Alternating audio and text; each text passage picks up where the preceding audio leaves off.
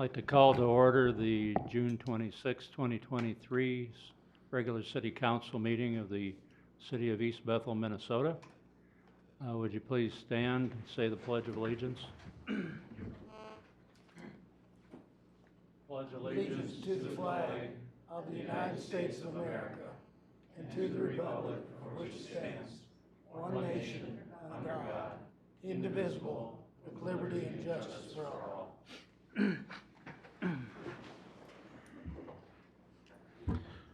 Make a motion to adopt tonight's agenda.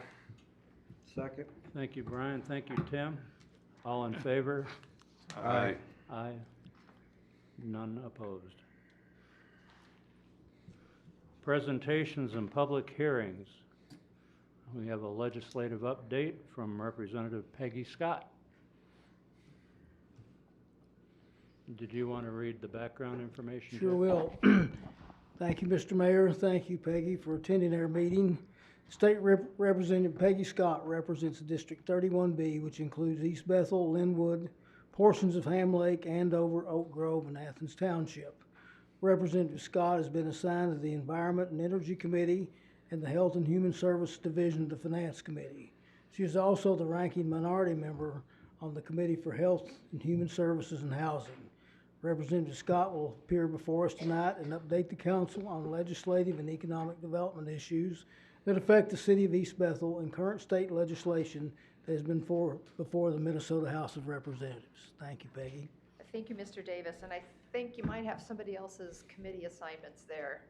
I'm not on Health and Human Services. I've tried to avoid that committee like the plague, and We're trying to get you on there. Yeah. I'm the minority lead on the Judiciary and Civil Law Committee, and then I also sat on Ways and Means, and Higher Ed this year was a new committee for me. So thank you for having me, Mr. Mayor, council members, and Mr. Davis. One of the things I did do is I know a lot of the cities that I'm giving updates to are interested in the new legalization of marijuana laws and how that affects local units of government. So I did give to Mr. Davis just a kind of a cheat sheet on put together by our staff about some of the ramifications of that new law on cities. And kind of long story short, the local units of government are going to be responsible for inspecting those retail establishments and any establishment that is growing or in any way is going to be licensed. And so you will be checking for age verification requirements, applicable operation requirements, applicable limits on the types of cannabis flower, cannabis products, lower potency hemp edibles, and hemp-derived consumer products. So someone on your staff is going to have to get up to speed on all things marijuana and cannabis. But the sheet that I provided gives, like I said, just kind of a real broad outline of what you might want to expect, what you can expect with the legalization of cannabis. When I spoke to Mr. Davis about coming here today, he also said that you might be interested in some information on broadband and what went down in the legislature on broadband this year. And so there was a lot of funding for broadband. In 2024, it's going to be $75 million towards broadband and $50 million for the Office of Broadband in 2025. They upped the individual grant amount from $5 million per project to $10 million per project. And also important to note, of that 75 and 50 million over the next 2 years, 20 million of that is set aside for lower population density programs. So I don't know if that's something that you folks have used in the past, but that's a little bit of the rundown on the funding for broadband this year. Broadly speaking, as folks know, we started with a almost $18 billion budget surplus. All of that was spent, and taxes were raised $10 billion. So it's a 40% increase in the state budget, which is record-setting. It's never been done before, from one biennium to the next, to have a 40% increase in the state budget. And I'm a member of the minority. I didn't support all of that spending. I really felt like the money, for the most part, needed to go back to the taxpayers who were overcharged. So, but nonetheless, some more details. Oh, and they tied the state budget to inflation, so it will automatically increase with inflation. Um, Also, they raised the gas tax, and the gas tax is expected to go up about 5 cents over the next 4 years, and that also is tied to inflation. So that will be on an automatic increase after a certain part. The whole transportation area, a lot of tax increases there. It's going to cost you more for your tabs to be renewed. A 30% average increase for vehicles 11 years and under, and for some vehicles, up to a 50% increase in your tab fees. The filing fee is increasing. There's an additional $6 for when you go get your driver's license. Your driver's license is going to cost you $6 more than it used to. And there's a lot of buzz around the Capitol and in the news about this delivery fee.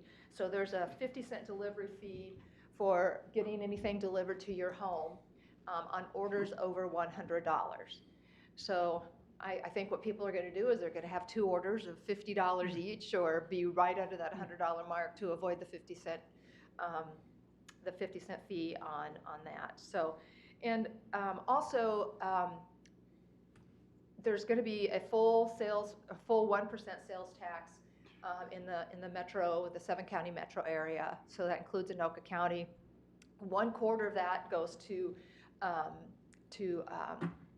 housing, and 3/4 of that will go towards transportation. However, only 83% of that 0.75% will go to transit, and only 17% will actually go to roads.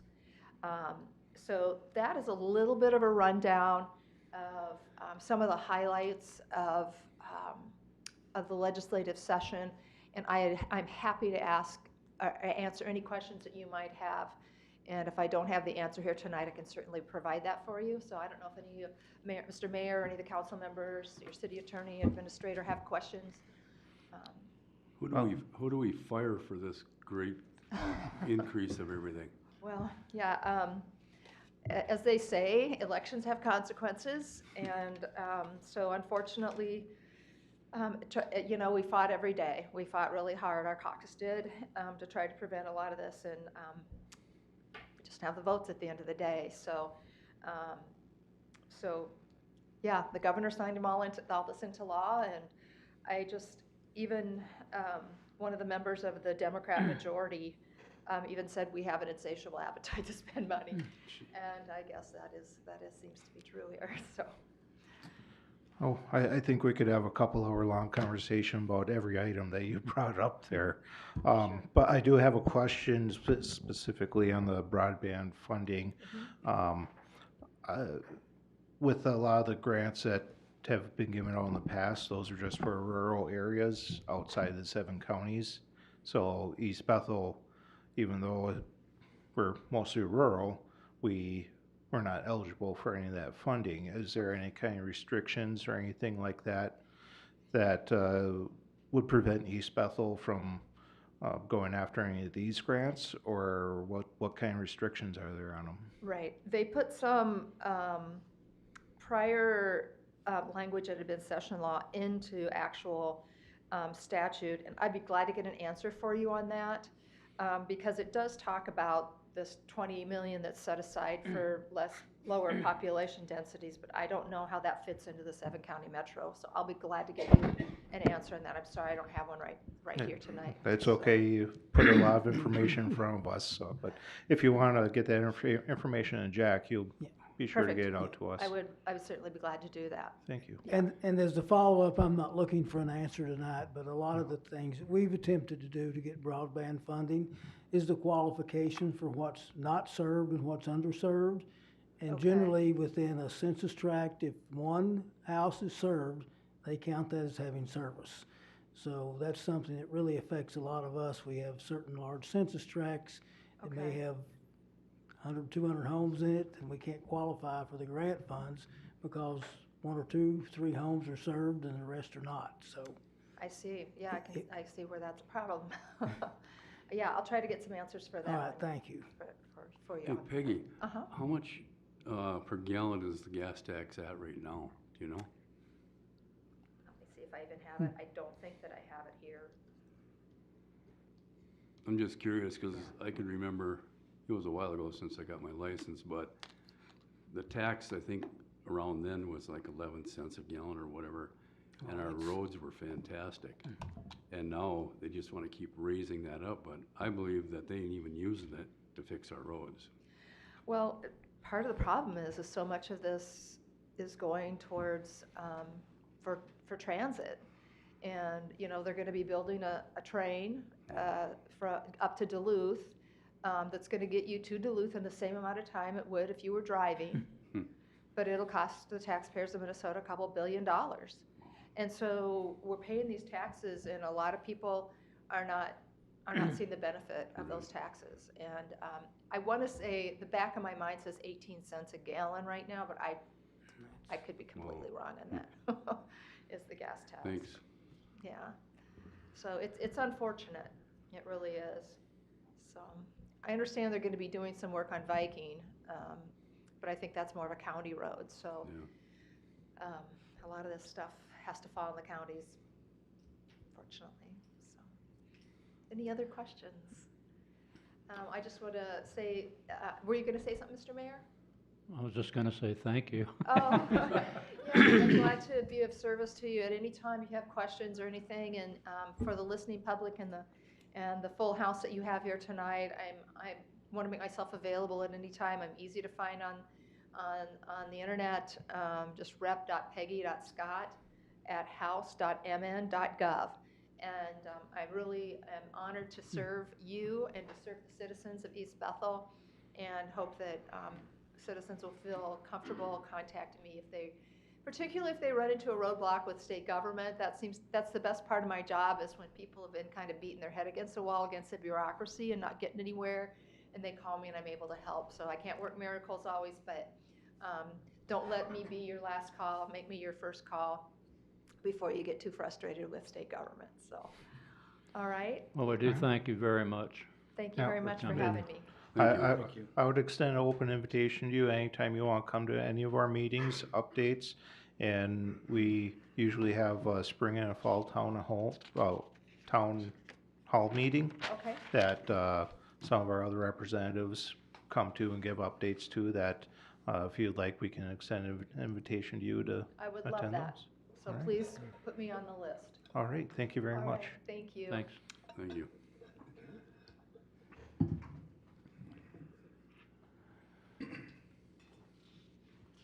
The next item on the agenda is interview of applicants and appointment of city council member. Thank you, Kevin. With the resignation of Mayor Tim Harrington, Councilperson Kevin Lewis, by vote of council, was appointed mayor of the city of East Bethel at the June 12, 2023 city council meeting. Following Mr. Lewis' appointment as mayor, his council seat was declared vacant. Council then directed staff to advertise for applications for the vacant council seat and accept applications for this position until 3 p.m. Friday, June 23rd, 2023. The date for interviews of the candidates was set for tonight's meeting. As there are less than 2 years remaining on Mr. Lewis's vacated council position, no special election is required, and council may make an appointment to fill this seat for the remainder of this term. In addition to the consideration of the council appointment, Mr. Harrington's resignation leaves his commission and committee liaison assignments open. Mr. Harrington's post on the Economic Development Authority was filled by Kevin Lewis by vote of City Council at the June 12, 2026 council meeting. There were only 2 applicants for the position. One applicant withdrew their application at 9:21 today, but I could not contact him until 12:30. So at this time, I would like to request council interview/appoint a new council member to fill your vacant council seat, Kevin, with the approval of Resolution 2023-51.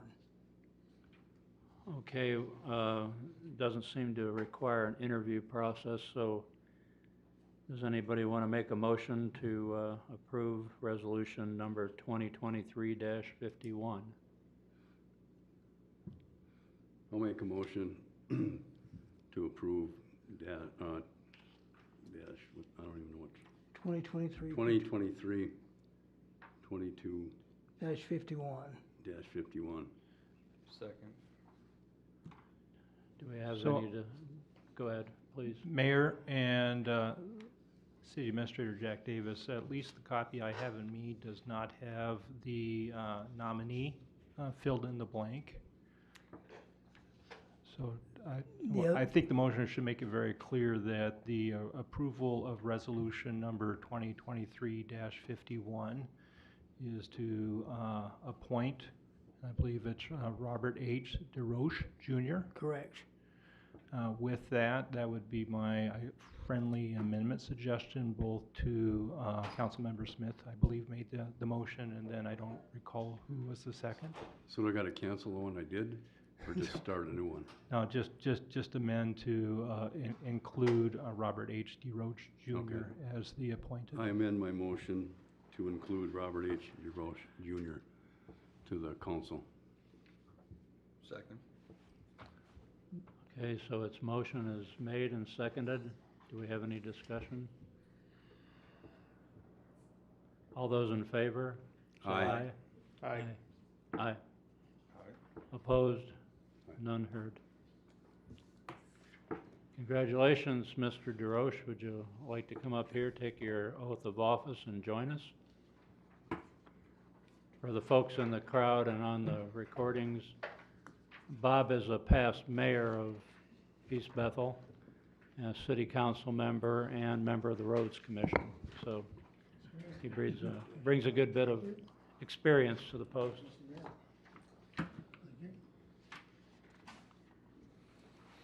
Now, I've not done this before, so is the procedure for me to give him the oath of office? No, he stands and takes it. Yeah, I can just give it to him. Oh, you got it? All right, there you go. All right.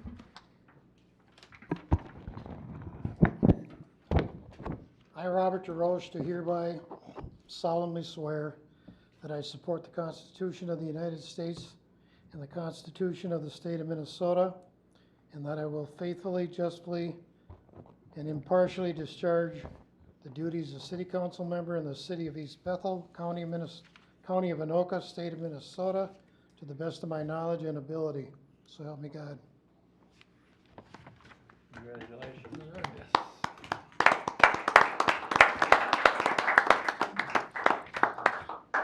Sign that resolution.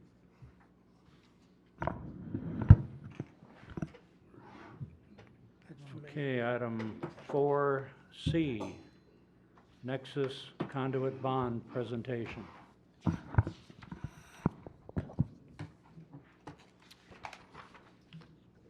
Thank you, Kevin. City Council held a public hearing for the June 12, 2023 meeting regarding the $10 million issuance of conduit bonds for Nexus for the Cambia Hills acquisition. This facility would be operated under the terms of the conditional use permit that is recorded on the property. At the public hearing for the bond issuance, comments were received and the hearing was closed. There was a motion and a second to adopt Resolution 2023-40, resolution relating to a financing under Minnesota statutes 469.152 through 469.165 as amended on behalf of Nexus Diversified Community Services, authorizing execution and delivery of documents thereto. The second to the motion was made for the purpose of discussion of this topic. At the conclusion of the discussion, a motion was made, seconded, and approved to table the consideration to answer questions relating to tax-exempt matters and enable the council to be fully seated for a final decision on the conduit bond proposal. The city sent 473 notices of the public hearing by mail to those living in an area bounded by Highway 65 on the east, Klondike Drive on the north, University Avenue on the west, and 181st Avenue on the south. 5 persons spoke at the public hearing with concerns relating to the bond issuance, and 4 persons spoke in favor of the proposal. Nexus submitted a brief of the project, which was submitted in your packet as Exhibit 7. As discussions late last week produced a consensus that there will be no vote on this matter tonight and it will be postponed, we will ask that Alex Guggenberger, the county assessor, discuss the tax implication of the Nexus proposal.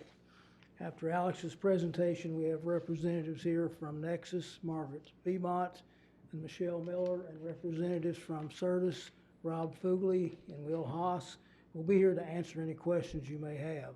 So at this time, I'd like Alex Guggenberger to step up and discuss the tax situation regarding Cambia Hills Nexus. Thank you, Alex.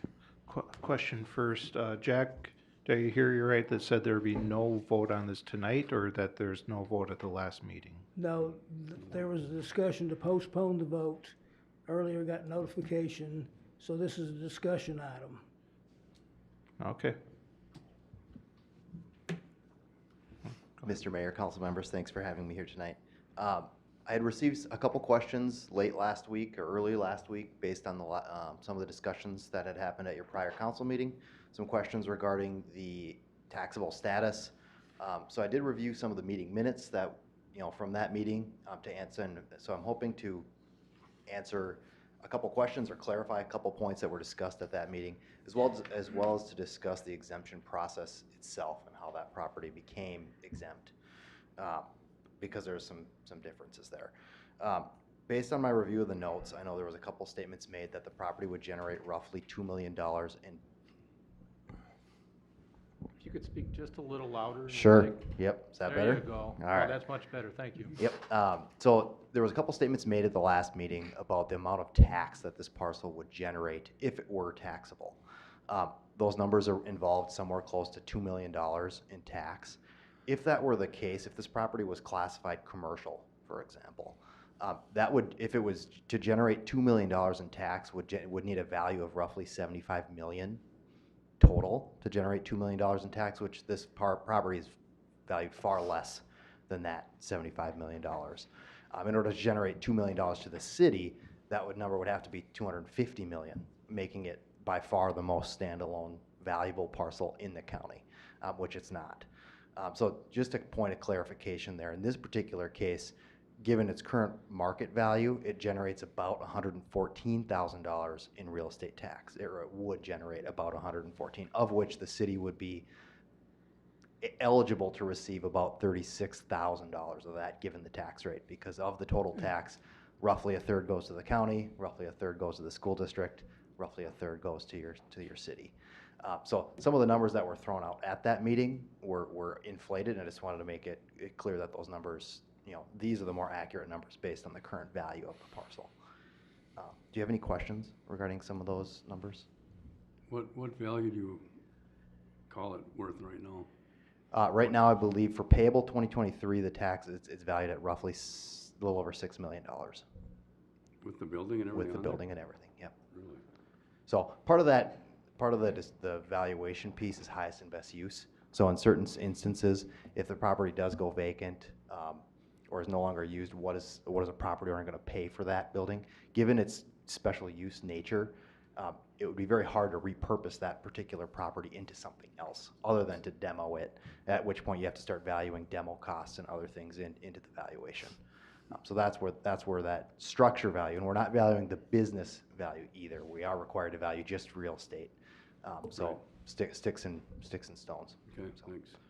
Question, didn't that cost $26.9 million to make a couple of years ago? It certainly could have costed 20-some million to build, absolutely. Yep.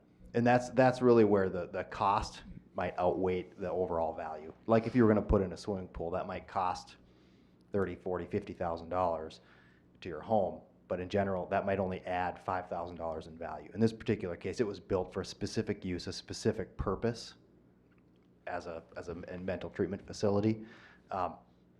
Highest and best use if it were to go vacant and to resell as to change that property into something else, what is it really worth? So in this particular case, the cost far outweighed that of the actual value of the real estate at stake here. And that kind of leads down the exemption path. I know exemption was discussed. The two main pieces with exemption are necessity of ownership and use. So just because the nexus might be looking to acquire the property, just because they're a 501c3, doesn't automatically exempt them from real estate tax. They're exempt from income tax purposes, but there's a very different set of standards from a real A estate lot of perspective. people don't make that distinction. Yeah, exactly. And likewise, even if the city or the county the city and county are still responsible for paying taxes as well and submitting exempt applications. A prime example is the county purchased the office building adjacent to the government center. In that particular case, there's market leases at stake there. The county's actually paying tax on those leases that we have there. So it's not just ownership. A lot of people would assume because the county or because the city owns it, it's automatically exempt from taxes. That's not necessarily the case. It has to be, the use has to be approved as well. Likewise, in this particular case, Nexus owns lots of different properties around the state. I believe one was in Austin that was mentioned at the last meeting. I know they lease a number of different office buildings down in Hennepin County. Any of the space that they're leasing in an otherwise typical office building that they don't own is automatically going to be taxable. There's really nothing, there's no way around that. They don't meet the ownership requirement in that particular case. In the Austin case, that's a totally different situation, different licenses, different use potentially taking place. I don't know what the use of that building is, if that's the same or different in this particular case. I know that parcel is classified as an apartment currently. Depending on what that classification is, that could be a low income apartment, which at that point the tax rate goes from 1.25% down to 0.25%, which is very, very, very low. There's also a portion of that building that's exempt. When you look at the tax bill, it doesn't show up on the value notice, but a portion of that building is exempt. So I don't know what the use of that particular building is. Which building are you talking about? In Austin, Minnesota. Yeah. So in this particular case in East Bethel, the facilities has a, I think it's PRTF as a license. Is that correct? So the license that this facility used currently or previously as well as currently, there's no profit associated with that license type as far as a fee structure from the state of Minnesota. So there's no, it's just the cost that it costs them to house those individuals and keep them at the facility. There's no profit margin accounted for in that fee structure. And because of that, it's slightly unique. It's harder to find operators that are willing to enter into that agreement with that particular license types. There are currently, I think there's 3 or 4 other properties that utilize that license structure across the state of Minnesota. Of those, all of those existing ones are currently exempt. I know there's one in Cold Spring. There's a handful of others that are using that specific license type, and they are exempt currently. Do you guys have any questions about how that differs from some of the others around the state? It really is a case-by-case basis how Well, each property is used. Yes, if I could ask you a question. Is it a matter of state law that psychological or psychiatric residential treatment facilities are automatically exempt from property taxes? There's no automatic in any exemption case. So in this particular case, it has to So meet it's the not a owner. matter of state law or It's not a anything, matter of up to state the law. It's a local- matter of whether or not they meet the criteria for an Right, institution of okay. purely public charity. And so institutions of purely public charity, they have to be a 501c3, which they meet that requirement. They call it the North Star test. There's a list of 6 or 7 different items that they have to meet. In this particular case, they meet those. There's also they're alleviating a burden of government if for some reason the state doesn't operate any state facilities anymore at this point. So the only option is to have them flow through this means where they have nonprofits working on those working with those particular individuals. So when they have that, they're lessening that burden of government that otherwise the state would have to be responsible for. So that's one of the thresholds that we look at when reviewing these individual exemption applications. And the irony is that if a third would go to the schools, if the property taxes were paid, that would cover what part of our issue is. I'll try to give you folks a summary Yep, of and what our issues are, but this is kind of ironic that that would be part of the equation. Yeah, and that's something I'm not necessarily to talk about, the payable Right. tax pieces of it. It's just whether or not they meet the statutory requirements for purely public charity. So from my perspective, they meet all of those thresholds. And the amount of tax that would be generated is far less than the amount stated in the previous meeting. If you guys have any questions or you'd like copies of the tax statements for those other facilities that utilize the PRTF license, we'd be happy to give you copies. I got another question too, Alex. It's like, okay, the value you say right now is $6 million. Yep. And that's because the building's not being used as what it was. So once it's purchased and used for that, does the value climb up then? You know what I Again, mean? not necessarily. You have to look at highest and best use. So if that facility were to go dark you know, part of the value in that facility, or the, you know, the transaction piece, is whether or not there's a bed license tied to it. So if there's no bed licenses tied to it, what does that facility get used for? Who's gonna buy Right, that? that's what I mean Yeah, though, so- if right. it's got beds tied to it, so then all of a sudden the value goes way up? It wouldn't go way up. Again, if it costs 26 million, Yeah, it's depreciated since then. Right. I don't know what that number looks like, but there is definitely, and that, again, that's gonna be more business value or intangible value that we wouldn't value as far as a real estate perspective, or from a fee simple bricks and mortar type Mhm. perspective there. That's more business value that's tied to something that we don't really account for from in a real estate tax perspective. okay, thanks. Do you have any other questions? Yeah, I got a question. So who makes the determination whether we can tax it or not, or whether it's taxable? Is it the county, the state, or is that what the permitting that came with it? I make that decision. But doesn't that kind of put a burden on the city if you decide that it's non-taxable? Then residents of East Bethel are gonna have to pay it, right? It would be residents of the county and every other taxing authority. Statute makes the county assessor responsible for making those decisions. Essentially looking at it as a independent third party, not individual cities looking at particular parcels through that microscope. We act almost as an independent third party from that perspective. But the final exemption decision ultimately lies in my office or with me. And then any appeal after that goes through the tax court process. I mean, excuse me, we're looking at 39 prime acres that, when the sewer water project was put in, I was around, and that was part of the properties to be developed to help curb some of the ERU costs. So now that's being taken away? They is that still, what you're doing? they still pay special assessments and solid waste fees. So a property tax exemption does not exempt them from special assessment fees. So if Right, there but was- that's usage fees, correct? Yeah. Sewer, water. Yep. But the actual property taxes, we just lose that. That piece, yep, just like any other city or other property, exempt property.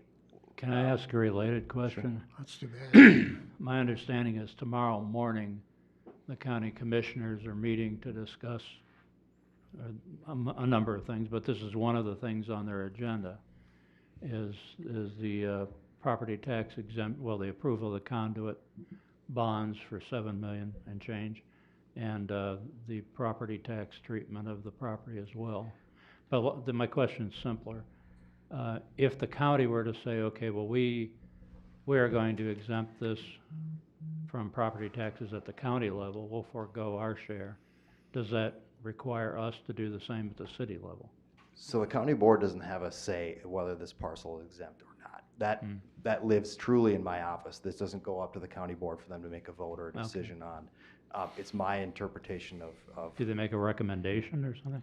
No. I've not, in my 11 years at Anoka County, I've not received a single email about them whether or not, you know, are supporting either for or against a particular exemption decision that I've made. Is it correct to say that you're leaning toward granting an exemption for this? Yes. Okay. Yes, I do believe they meet all the statutory requirements as a purely public charity, given the current license structure that it would be used under, and the same as what it was used under prior to this, under Cambia Hills. I believe that license structure was the same as well. It's just, now it's a different operator using that license structure. So now are we talking, it hasn't been redone yet, has it, Jack? The licensing or the CUP? No, the CUP, the terms and conditions will remain the same as they were for Cambia. Except what we've discussed is an amendment to maybe reduce the number of patients, residents, whatever, receiving treatment at the facility. We've talked about that. Yeah, and I know there were some discussions as well about, you know, like a payment in lieu of tax. I know I sent an email to you, Right. Jack, about payment in lieu of tax. There's very specific guidelines for what meets payment in lieu of tax in the statute. So I think I'd asked Jack to reach out to the city attorney about what we call that in the agreement, because payment in lieu of tax really is something that's handled by the county auditor. doesn't really matter what it's called, but I think we want to make sure to be clear that it's not something the county auditor is going to be responsible for collecting, if that is something that goes down that path, where there's a separate payment. Well, yeah, there is to be a pilot agreement Yep. as part of this transaction, so help me out, what are you saying? There are very specific statutes that say payment in lieu of taxes when a property is owned and operated by a local government entity. In this particular case, it's not a local government entity. We've got certain county-owned properties that pay payment in lieu of tax. The Department of Natural Resources pays payment in lieu of tax. So unless there are very specific payment in lieu of tax statutes that you're referencing, I think it would be helpful to have clarification in whatever you guys discussed to make it note that it does not meet the statutory definition for payment in lieu of tax that the county auditor would collect. If that were the case, those funds would get distributed according to statute, meaning a portion would go to the county, a portion would go to the city, a portion would go to the school district. In this particular case, I don't believe that's what the intent is in the discussion. So just a point of clarification. So that if there were to be something collected, then we would have to take care of that as a city legally, correct? The way it's, from my understanding, the way it's been understood, yes, that would be something the city would handle, or a school district would handle on their own. And the pilot program is a condition of the CUP, so non-payment of the pilot program would be a violation of the CUP and could result in revocation of that Yeah, but permission to use let's the be property. practical here. Revocation, I mean, if they're using the building and there's people in there, chances of getting a revocation is, you can't just throw them out, correct? Well, it would probably assist us better in being able to collect that. Okay. And again, I don't really have a say in that. I just wanted to point, that was just I'm more of a just point, asking the that was just more of a questions. point of clarification, just to make sure Yeah. that, I know the county auditor was, when I had brought that up to them, they had said, well, just make sure that there's a statement in there, because they don't want to necessarily collect that tax. Well, if can you it's- give us an idea what the guideline is?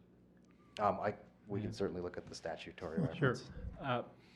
Mayor and council members and so forth, I understand what the assessor is talking about here, in that there is very clear pilot language within the statute referring to the various governmental entities he's talking about. I want to make it very clear that the law does not prohibit the entry into a pilot with other entities such as this one. And matter of fact, that is commonly done. What I think he's getting at here, and what I had mentioned to the city administrator, is how it would then be implemented and overseen and so forth. And there, at least in my understanding, is each county is willing to participate in different ways and so forth. And so, as I indicated with our city administrator, we would just have to make sure that we're very clear how this particular pilot would be overseen and enforced in a way that works for the city and works in partnership with the county. And it's like anything else. The devil's in the details as far as how you structure it and how you essentially oversee and enforce. But you can go ahead and enter into a pilot, as was done in the past, and as I suspect will be done here. And then we'll just make sure that that pilot is put together in a way that is both common sense, reasonable, and enforceable in the most efficient way possible. Very well said. Wow. I like that affirmation. Affirmation. Do you have any other questions for me regarding the property tax exemption or the property tax that would be payable to this property? I know there was a couple other comments about whether if this property was residential in nature. Just something to keep in mind, residential properties pay at a tax rate of generally 1%. When it exceeds 500,000, that goes to 1.25. That's half the rate of a commercial property. So you're looking at values that are going to have to far exceed the 75 million or 250 million for that 40-acre piece of ground to account for the tax amounts that were discussed previously. So from a tax perspective, even at 26 million, you're looking at it's still probably only about a little more than $36 million, a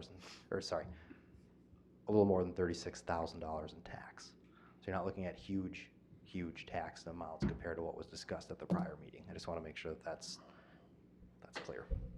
And if you have questions about estimates, as you guys are working to discuss this, you know, if this is the case and you want to know what the tax implications are, by all means, have Jack reach out and we can certainly, you know, send you breakdowns of what that looks like, Okay. or what that would look like. Any further questions for our county assessor? Thank you. Well, thank you. Appreciate it.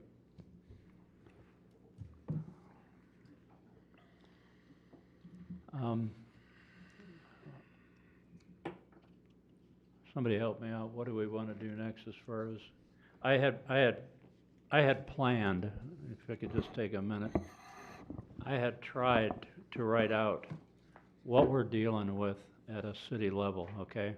We're the elected representatives, and we have to do due diligence on decisions like this, and frankly, we're struggling with it. It's an interesting collection of details, put it that way. And we all we all agree that it's well, for lack of a better word, it's a tragedy that young people have to deal with psychological problems to the point that they need to go to a psychiatric residential treatment facility. It's a sad thing. And we all agree as human beings that we should help them if we can. And that's why the state passed the laws they passed to have these kind of facilities and agreed to fund them the way they've decided to fund them. But we are struggling with this just because what we're trying to do, okay, so we all agree on that, let's say, okay, the need is there, we should help. Why East Bethel instead of anywhere else? Well, the answer is obvious. There's a building standing there that was designed and built specifically for this purpose. Okay, so that kind of makes that a no-brainer. But then you get into the details of, we're confident that the conduit bond funding does not endanger East Bethel. We've been assured by our bond counsel. It's not a general obligation kind of bonding where if the person who gets the proceeds doesn't pay it, it falls on the residents. No, it's not that kind of deal. So we're comfortable with that.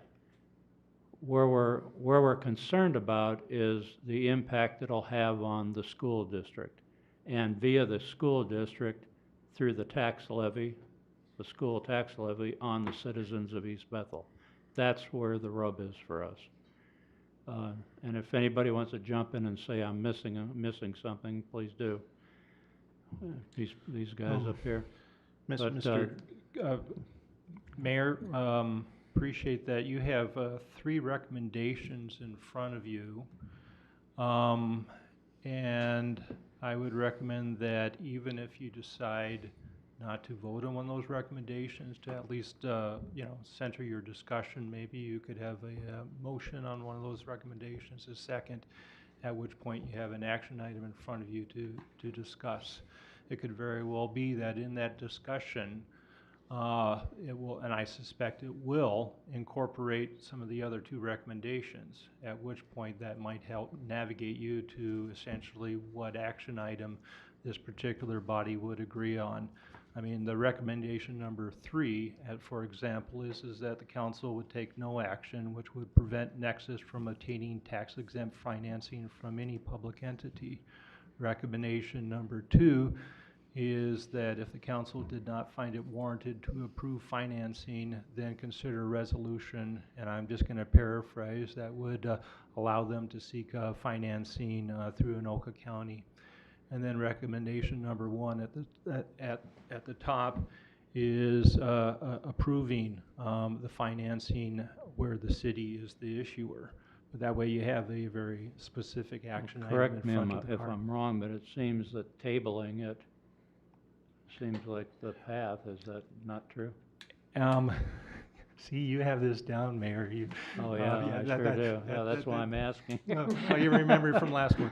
And that is you can go ahead and also table this to the next city council meeting as well. So those are the 4. The thing with the,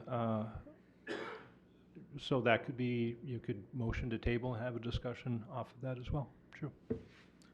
For a motion for discussion, I'll make a motion to approve recommendation number 1, approve the conduit bond financing and approval of resolution 2023-40 as exhibited in attachment 1 and documents relating thereto as exhibited in attachment 2-5. I second it. Discussion. Oh, I was discussing, no. Anyway, you get the point. That's what we're wrestling with, okay? Because it seems that if we help on one hand, we hurt on the other. And so that's the gist of what we're wrestling with, just for clarification, because it seemed worthwhile doing. Yeah. I can't believe you guys. This is idiotic. Okay? I don't know. I don't know. No, we're not opening it to a general discussion. I'm sorry, but we can't.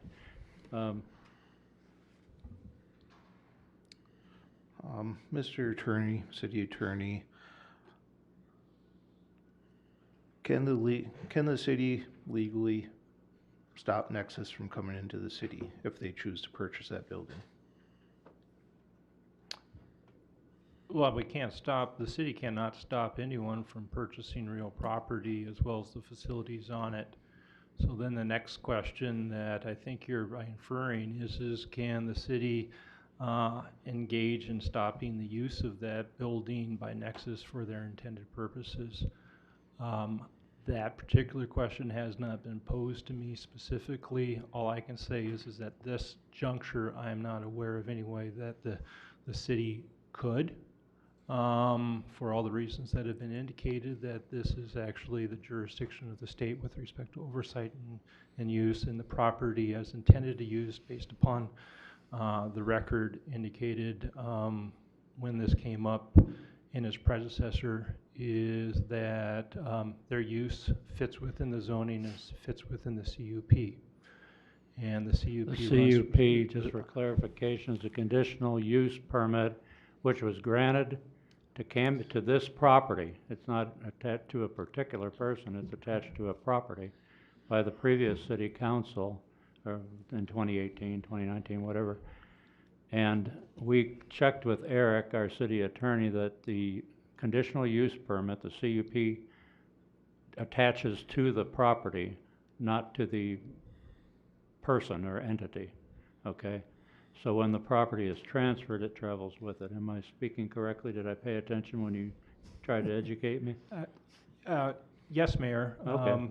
That was spot on. As a matter of statute, state law, CUP runs with the land, All right. both to ensure that the city is able to enforce it in successors and interests, and the successors and interests are basically purchasers down the road have the benefit of that CUP, but also all the conditions that apply to it as well.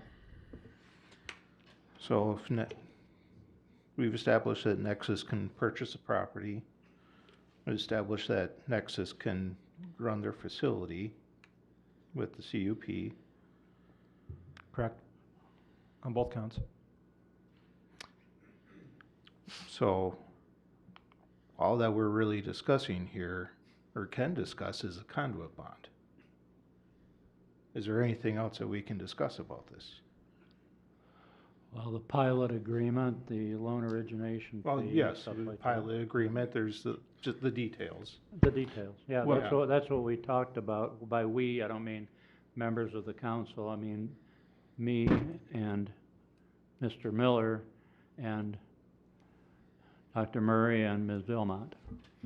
We met and we discussed it, that we would buy a little bit of time so that we can drill down on the details in the conditional use permit and the pilot agreement and the financing document that identifies the loan origination fee, and that they needed to be resolved before we had this vote. But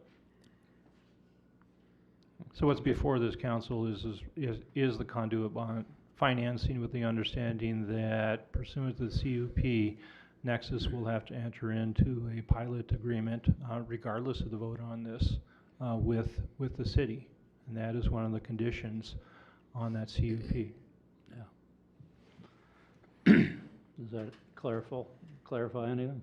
I just don't understand why we can't approve the conduit bond tonight, because we will be discussing all the rest of the details at a future time. Yeah. Why can't we check this item off the list? Well, because in the past, there's been decisions made when all the facts weren't in. What And that's- decision? We have a decision either to approve this or not. We have numbers that we can, I'm just here, I've been watching these meetings on and off at home, so I don't know what all the facts are. And I don't feel comfortable voting on something that I'm not up to speed on. Is everybody else up to speed on this yet? I look at it this way, if we approve this conduit bond, what happens if everything falls apart? And what Then they happens still if get the nothing falls conduit apart? bonding. And we need conduit bonding? They will, if we vote on that, and we approve that, say the whole deal falls apart, Okay, then they still get the conduit bond to operate how they wish. Is that how that works? if which deal falls apart? Or I'm sorry. What's in Start, front of us here? restate your question, please.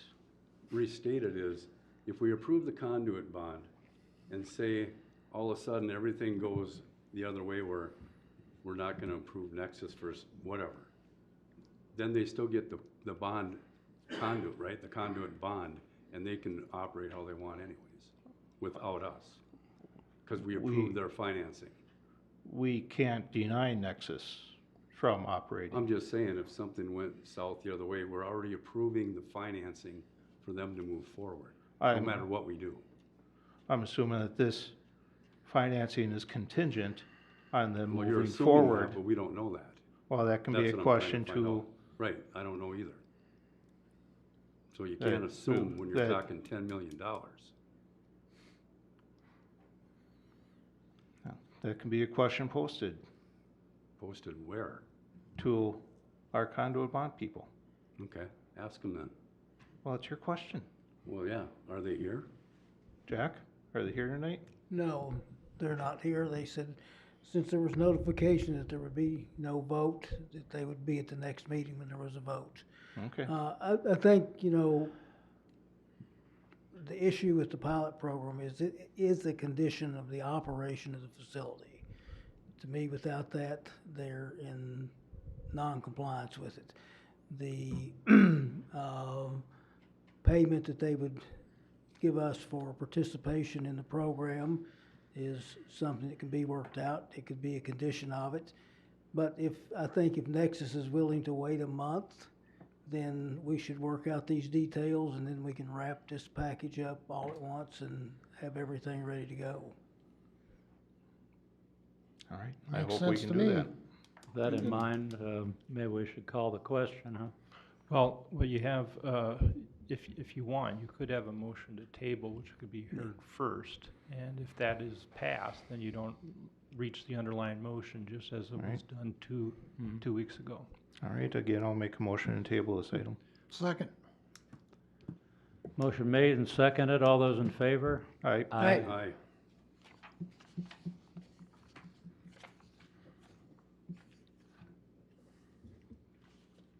So then I guess my next question is, I guess, to Will and Rob and Michelle and Margaret is,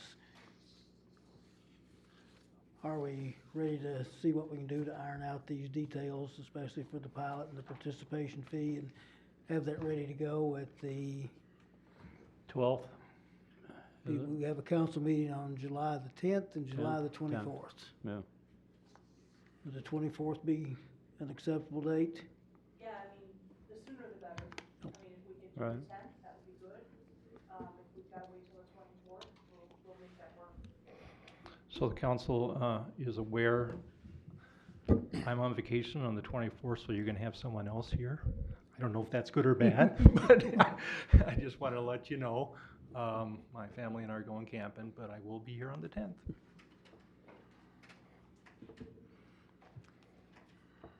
It'll probably be better on the 10th than seeing as how Eric's been kind of with the whole program all along, right? Well, we can certainly do it on the 10th if that meets your schedule to get that prepared, then we can introduce it back again on the 10th. I don't know, what's everybody else think? As long as we can get the questions answered that we need, I have no problem with it.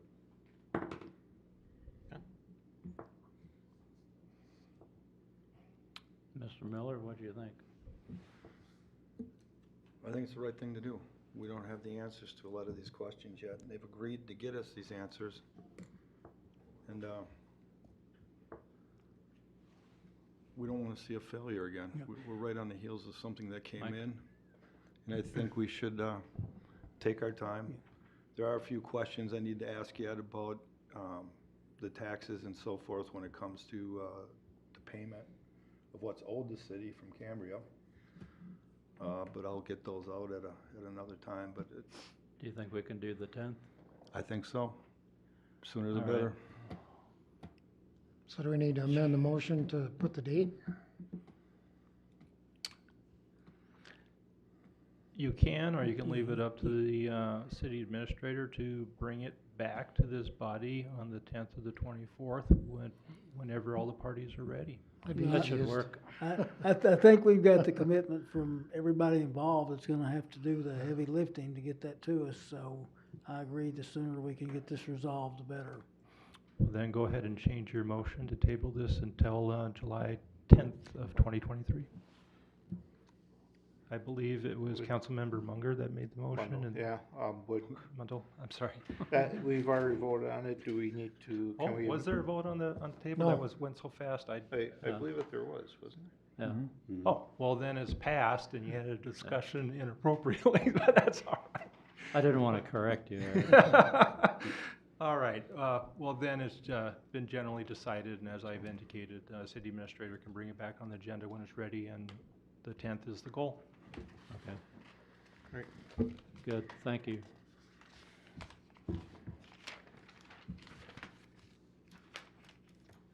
Item 4D, Booster Day, 2023 Booster Day event presentation. Thank you all for coming.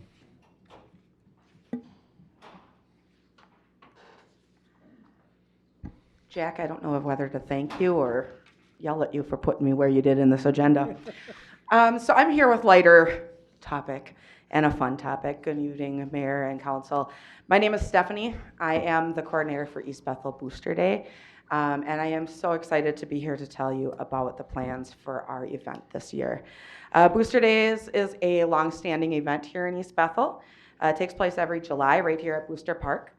Over the years, Booster Days has been organized and put together by a variety of groups. At one point, I know the seniors did it. Now we are our own 501c3 organization, East Bethel Booster Days, Inc. The committee is made up of community members who all volunteer their time generously to make sure that we can pull this event off. They each bring different talents, and we wouldn't have this event if it wasn't for them. So I want to thank Scott, Ricky, Ryan, Pam, Jessica, Dan, and Bruce for toiling away to make sure that we can have this event. We also work closely with the city. A lot of what happens behind the scenes for Booster Day would not occur if it wasn't for the help of Carrie Frost. She is my right hand. She makes sure that things get brought to City Council for approval of different licenses and things that we need.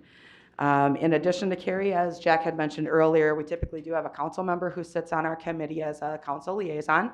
And I like to think that ours is a little bit different for a liaison, because not only do we like to partner and have that liaison at our meetings, we also like them to take a very active role and use their skills and talents to make sure that with their ideas and contacts to make sure that we can have the best event possible. We also work with Nate and the Public Works Department. They help us with some of the logistics within the park to make sure that we have porta potties where they need to be and various different items like that. Booster Days is a city-sponsored event, but with the exception of the annual fireworks, which is presented by the city, our funding fully comes from the generosity of community sponsors. And I want to just take a moment to publicly thank our 2023 sponsors. Our premier sponsor, again, this year is Route 65. Brad and the crew is so generous with our community, and you know, he is instrumental in making sure that we have funds that we need and other things. Other sponsors this year are Aggressive Hydraulics, Shaw Trucking, Classic Construction, Avatan, Central Truck Service, First Bank and Trust, EJ's Bar, E&K Convenience, which is the Speedway on Viking, Connexus Energy, and the East Bethel Chamber of Commerce. So this year, Booster Day will take place on July 15th, so it is right around the corner. One thing to note is that we are moving it from Booster Park West to Booster Park East, because Booster Park East, for anybody who's been in both of the parks, has trees. Booster Park West does not, and if you've ever been at Booster Days, we tend to pick really hot Saturdays for our event. So we're hoping to take advantage of those trees. The day is going to start. We're bringing back the pancake breakfast, and when I say we, I mean the East Bethel seniors, so a big thank you to them. They will be starting that at 8 in the morning. They'll also be having a bake sale right here at the senior center. The car show is coming back. Councilmember Mundell, I believe, won a trophy last year for his car. And that is free to enter. So we invite everybody that has a car that they want to show off to show up on the 15th. Yeah. Route 65 also sponsored the plaques Yes, for the car yes. show last year, too. Yes, that's in addition, and I believe he's doing that again, and Route 65 will come up again in a minute, too. That's why I say they are invaluable to our community. Last year we saw about 75 cars, and we're expecting about the same for the car show this year, so that's, if not more. It's always growing, and that's something that everybody looks forward to. One of the nice things with our car show that's a little different is we don't charge an entry fee to the cars. It's completely free for participants to enter their car into it. We also have bingo, and it's going to be bingo under the tent over in Booster Park East, and that is going to be put on by the St. Francis Youth Athletic Boosters, something like that. I know I butchered the name.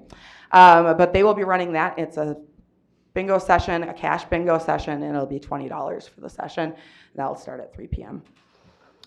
New this year is a cornhole tournament, so if you like to play bags, this is where Route 65 comes in again. Brad is lending us our cornhole boards for the tournament. So there is openings for two-person teams for that. And then prizes will be awarded based on how many teams we have entered. For the younger guests, we will have bounce house, slide, and inflatable obstacle course, as well as our petting zoo will be back this year. And then our vendors, artists, and we have vendors, that sell barbecue sauce and salsa and crafts, and then informational booths. Anoka County Library will be here, and those come in. I just actually picked up 6 more applications when I got here tonight. So those continually come in. The East Bethel Bandits baseball team will be playing that evening against the Bram Snappers, and they'll be playing over on the newest field over there at Booster Park West. Live music, we'll have the White Knuckle Bluegrass Band in the afternoon, and Jiggsley Invasion is our headliner in the evening. And then we also have the parade coming back. And that will be at 2 p.m., and that runs north to south here on Palisade, ending here at City Hall. And so Mayor and Council members, we hope that you're available to be there. We usually have, the council is usually part of the parade, and we'll get you more information about that, so be watching for that. I also would like to encourage the city to consider setting up an informational booth so that residents can connect with council or advisory board members, city staff, things like that. So definitely talk about that. It would be a really nice addition. We do have a need for volunteers for the day of the event. So if anybody in the community is interested in helping us out, our biggest needs are going to be some setup stuff in the morning, tear down in the evening, and then we do need people to cover some supervision of the inflatables. And it is tough to get volunteers. So we're hoping that people who are listening tonight will step up and join us. If anybody in the community is interested in volunteering, they can just go to our website for the information. The website is also where you're going to find all of the information regarding the event, including the schedule. And I know I believe that the schedule was in your packets tonight. There might be some little tweaks going on with a couple different time things that we're still trying to iron out. But the website's going to be the best place. Unfortunately, we do have had an active Facebook page, but for unknown reasons, Facebook, citing that we had community violations, which we have none, our Facebook page was deactivated by Facebook. We're trying to appeal that, but they are, if anybody's ever dealt with that, they aren't in any rush to help you do that.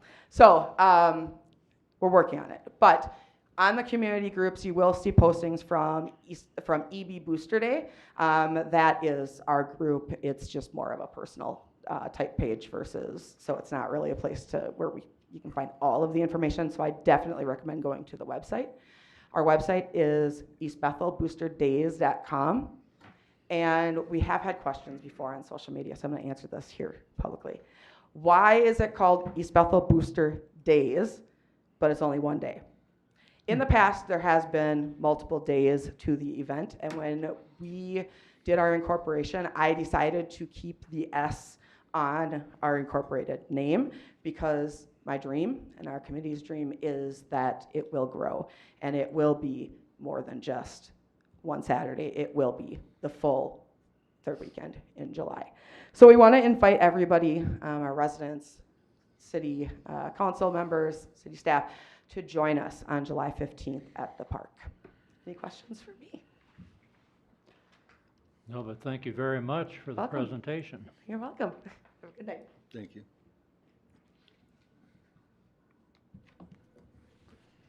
Next item on our list is the Anoka County Sheriff's Office report.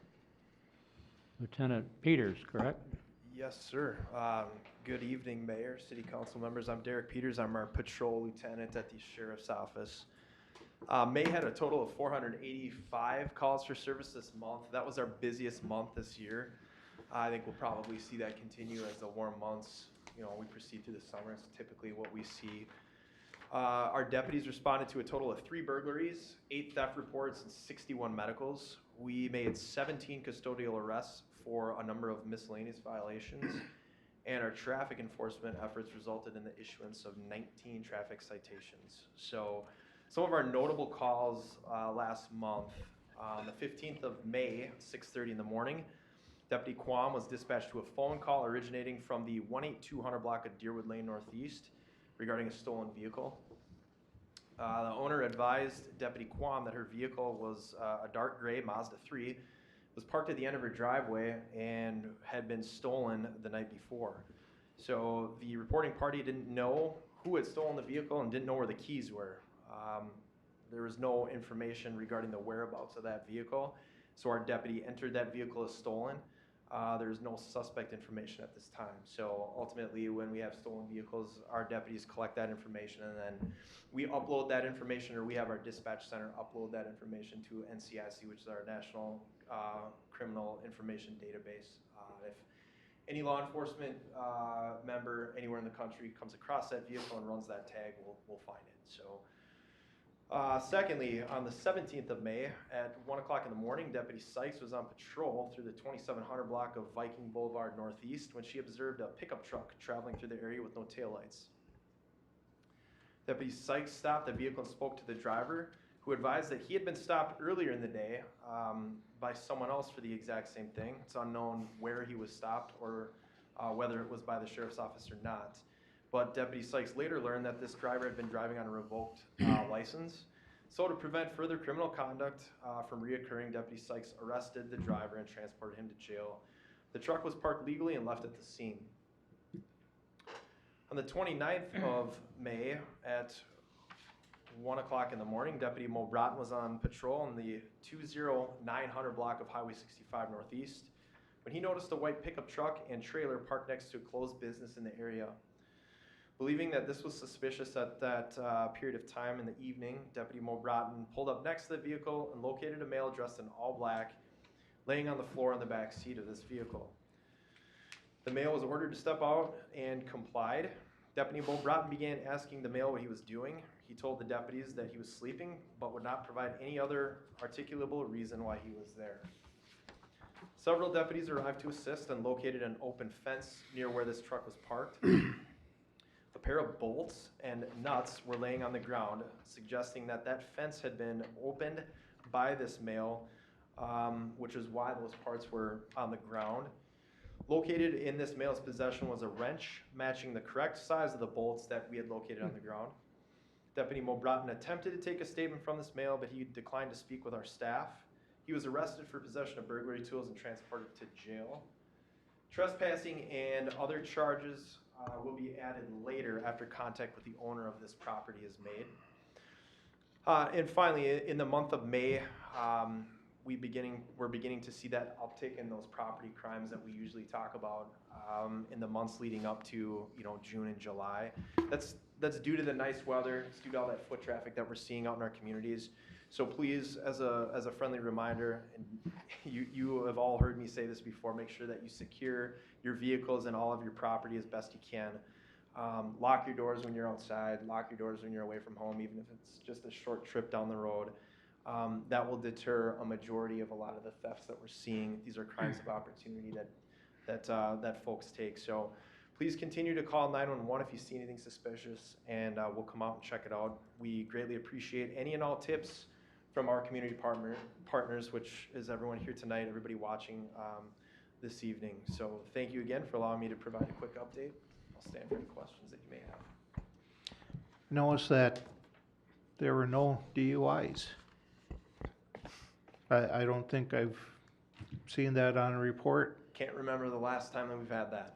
Yeah. So I don't know if it was due to the fact that we were so busy and we were missing some of those higher, likelihood that we'd run across these in the late evening hours. Sometimes we're busy on those calls for service. Excuse me. But yes, nothing to report on that front. A good trend to see, and hopefully we can build on that in the summer months. Hopefully. Yeah. Another question with the cannabis legalization coming up. Kind of curious on what the sheriff's department's stance is on that, or what you'll be doing different, or kind of how you'll be adjusting to that. Sure. So it's new for you folks, new for us as well. We just had a training that was put on by our drug task force several weeks ago.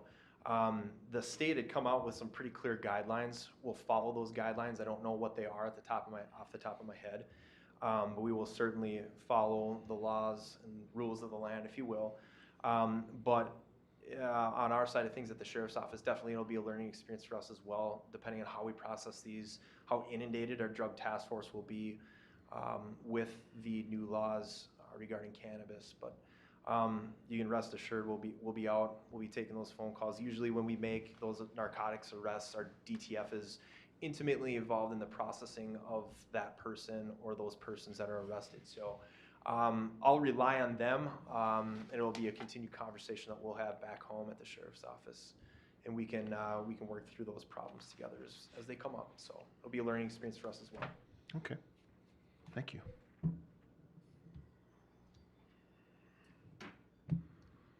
Any other questions? No. Thank you very much. Thank you. It's good to see everybody tonight. Thank you. Thanks.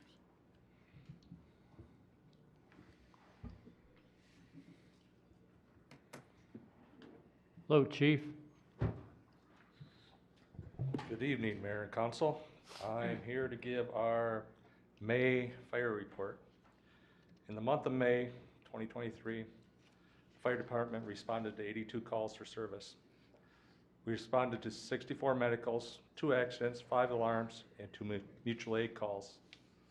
As of today, we have responded to 467 calls for service compared to 445 last year. At the current trend, we will be responding to over 1,000 calls this year. Now a couple things that we ask that the residents check and do. Please check your roofs for debris on it, pine needles and that. When you're having a fire, an ember could go up in the air, land on your roof. Start your pine needles on fire and you'll never know until your roof is fully involved. So we asked you to do that.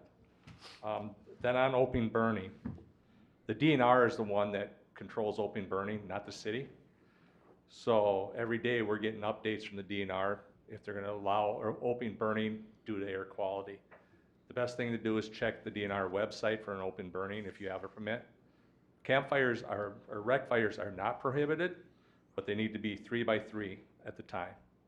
Open burning is allowed from 6 p.m. to 8 a.m. And also on rec fires, please make sure your fires are out before you go to bed. With 4th of July coming up, we come down to fireworks. In Minnesota, you're not supposed to have fireworks that go in the air. Well, we all know that's not true. So we ask that you be careful with them. There's over 18,000 fires started in the United States every year by fireworks. There are 11,000 people injured every year by fireworks, with 29% of them being children under 15. And that.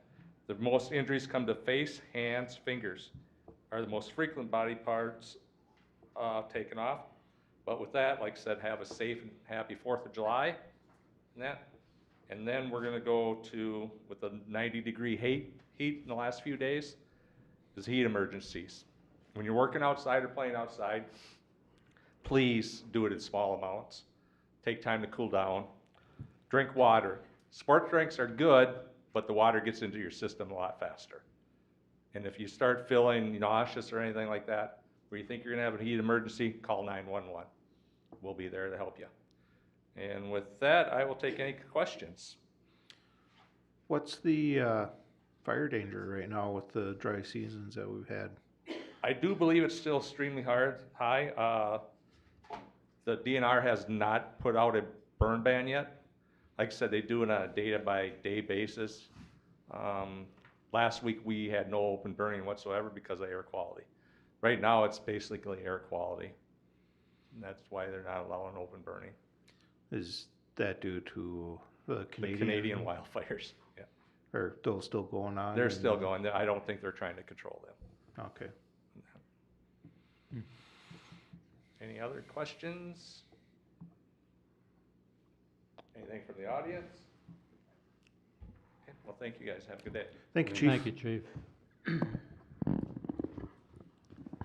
I've noticed that we didn't cover the assignments, committee assignments. We'll just do it at the end. Is that all right? That's fine. Okay. So the next item on the agenda is 4G, public hearing. Thank you, Kevin. City Council reviewed the Community Development Director position at the April 3rd and the June 5th work meetings. The June 5th work meeting, it was discussed if there is to be but one full-time person responsible for all the land use, planning, and business development of the city, the Community Development Director position is more appropriate for addressing issues of a developing city than that of a city planner. Existing growth pressures require a higher degree of involvement and attention to prevent unintended or secondary consequences of developmental decisions. Demands on cities that are on a major highway in the metro area are more extensive than those municipalities that are not in areas that are becoming prime locations for development, only require minimal services and have no city utilities. The Community Development Director position, and excuse me, the City Council is requested to consider amending the current ordinance to reflect proposed changes to ordinance section 2-424 as exhibited in attachment 1. Staff is requesting that council hold a public hearing to discuss revisions to the ordinance as exhibited in this attachment and consider approving changes to city ordinance, chapter 2, article 6, division 6, community development department. This time I would request that the city council open the public hearing on this matter.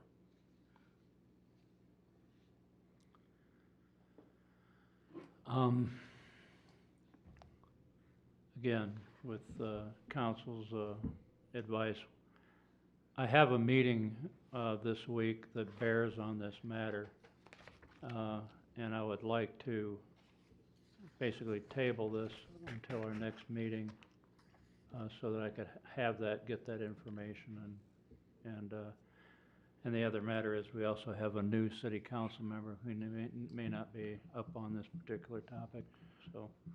Appreciate that, Mayor, council members. Question for Jack. I assume that this public hearing has been noticed, duly noticed. Correct. As a result, you do need to hold the public hearing. You have one of two choices. You could, at the end of it, close the public hearing, and as you've done with like the Nexus and other matters and so forth, table the actual action items till later. You can also, if you want, hold the public hearing, but you can continue the public hearing so that if others want to speak at the next hearing, then the public hearing continues to be open for further public comment. And then, of course, you continue the public hearing, that would pass, and then you would go on to table the matter. And I would probably put those two motions together if you're going to continue, since obviously you would be continuing the action items issues as well. With continuing the public hearing to another meeting, would that meeting as well have to be notified? No, once you've noticed the public hearing, you do not need to renotice it. Okay. Okay, then we, right now, will open the public hearing. Yes. So anyone who wants to comment about the proposed changes in the ordinances regarding the Community Development Department, please step forward and make your comments. Not seeing anybody coming forward to make comments, should I close the public hearing? No, you don't want to close it. You want to Continue essentially, it. then there needs to be a motion to continue this the public hearing to, I assume, July 10th? Yeah, who wants to make the 2024? motion? I'll move that we continue public hearing until July 10th. Second. Motion made and seconded. All those in favor? Aye. Aye. That will be sufficient since you cannot proceed forward on any of the recommended action items until the public hearing has been closed. So this Okay. matter has now been continued with the public hearing being open until July 10th of this year. Thank you, council. I apologize for the overt counseling and all that kind of thing, but I'm not a parliamentarian, so Eric is assisting me in doing things properly, which they need to be done whether I know how to do it or not. He does. So, Either that is, I'll just fake it as long as it works. next item on the agenda is item 5, and that's our public forum. And we have one person signed up, Darren Lidle. Am I saying your name correctly? Nope. Okay. Darren Lidle, 156 Clean Street. Yep. I'd just like to say that the city council has an egg on their face tonight by appointing Bob DeRoche. You've appointed somebody that has a history of harassing his neighbors. I have an affidavit here signed that the people that lived at my residence in the past, Could I just ask council a question? yeah, Is this, I'm asking for him to resign is what I'd like, and possibly your resignation also. oh, I really? also have a Mr. letter Little, here. The mayor is the chair, so he's put a pause on your public forum, just which is fine. asking council Because he has a a question. question, so forth. As a resident, he has First Amendment right to speak before the public forum, Okay. but he cannot engage in any uncivil conduct or statements or personal invective. And so, as long as he understands that and he's sticking with, his opinion and facts, but not making it overtly personal, he may proceed. Okay, thank you. Go ahead, So I please. have a signed affidavit from Steve and Janelle, which lived at 156 Clean Street, right next to Bob DeRoche, from 2003 to 2008. That they actually moved because he harassed them so much. This went to court when I ended up getting a restraining order against Mr. DeRoche, which I also have here. I don't know if you want this letter. This is a copy? Sure. After I got the restraining order, Mr. Mayor, you wrote a letter to the judge. Right here I have that, saying that 24 years you've lived with him, he's been your friend, so we got the Good Old Boy Club going on again. And you said that you were snow blowing, which I have a video, which the judge saw, it's clearly Bob. So I don't know if you're lying about snow blowing or you're lying to the judge. Am I allowed to speak? You know? Mayor, I suggest you just let him continue, but sir, calling people liars is not appropriate here. You stick to the facts. Okay. Okay? So yes. that is not a factual statement. That's your personal invective, not permissible in a public forum. You understand? Thank you. So here's the letter, which I wanna don't hand me the believe to letter? be the truth. So, yes, I'd like Bob to resign immediately. He's the wrong choice. Jack, I've had several talks with you. I've seen you at Bob's house several times. John, or Jim, I'm sorry, I've seen you at his house several times. So, I mean, it's a Good Old Boy Club going on again. And what did you say when you got running for election? You didn't want the Good Old Boy Club. I never said anything about the Good Old Boy Club. I'm pretty sure I have it in black and white. So yeah, I'd like to see Bob. There's a lot of other choices out there. Might take some time, but he's not the right choice. Everyone in this city needs to know. I have an attorney and I have him on retainer, and anybody that he has harassed, the attorney would like to talk to him. So that's all I have to say. Well, thank you for your comments. Anybody else? I guess with that, we'll close the public forum. Move on to the consent agenda.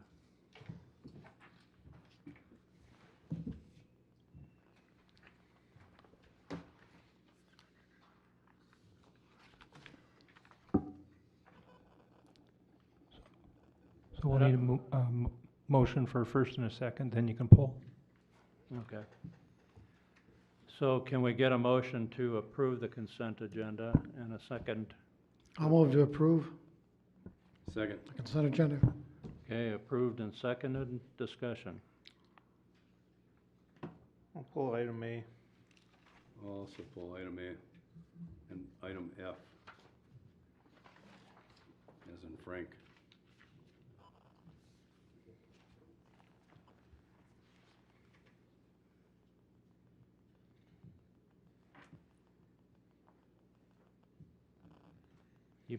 We're item A and Yeah. item F. F is in Frank, yeah.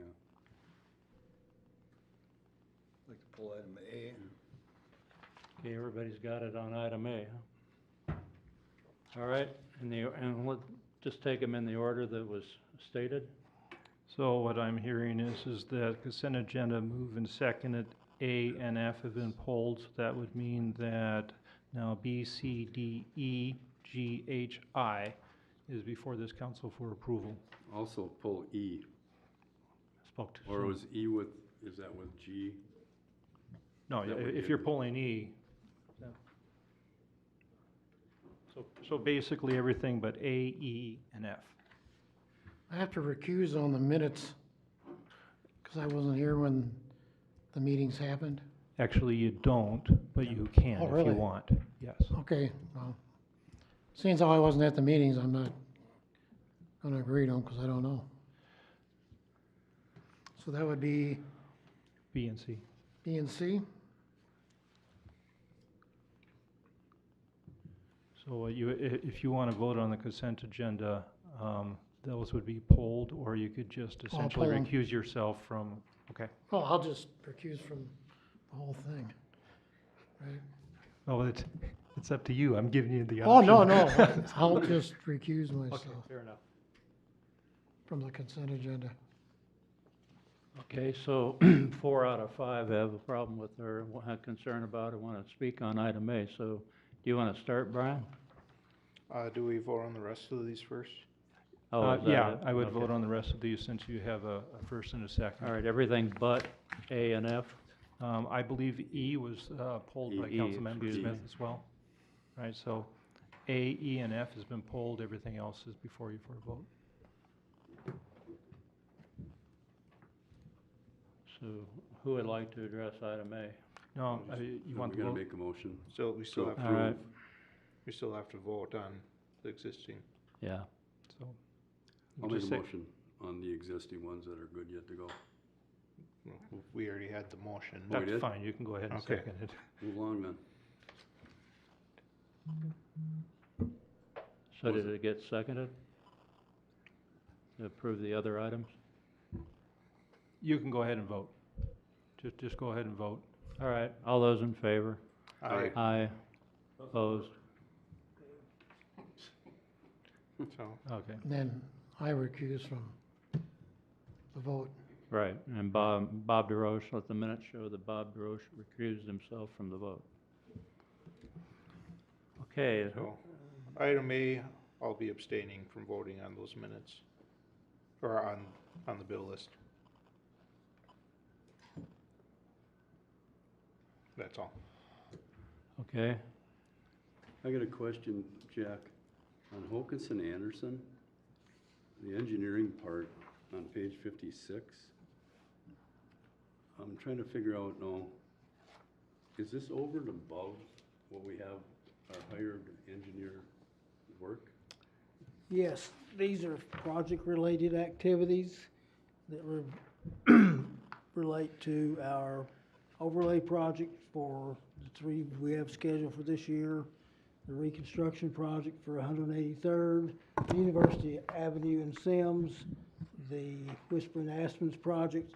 All those are paid for through either escrow accounts, street capital funds, or municipal state aid funds. So do we get reimbursed for any of this, or what? This is- That's where those are paid. They're not paid directly from our budget. They're paid from those specific funds, which are a part of the budget. And then we'll get the money back? That's correct. Oh, okay. All right, because it totaled 53,000, and I'm thinking, man, that's insane. Okay, then, same page, 56, Gary Johnson, escrow release, 19,000. That's for a septic escrow. The escrow is 150% of the estimated cost.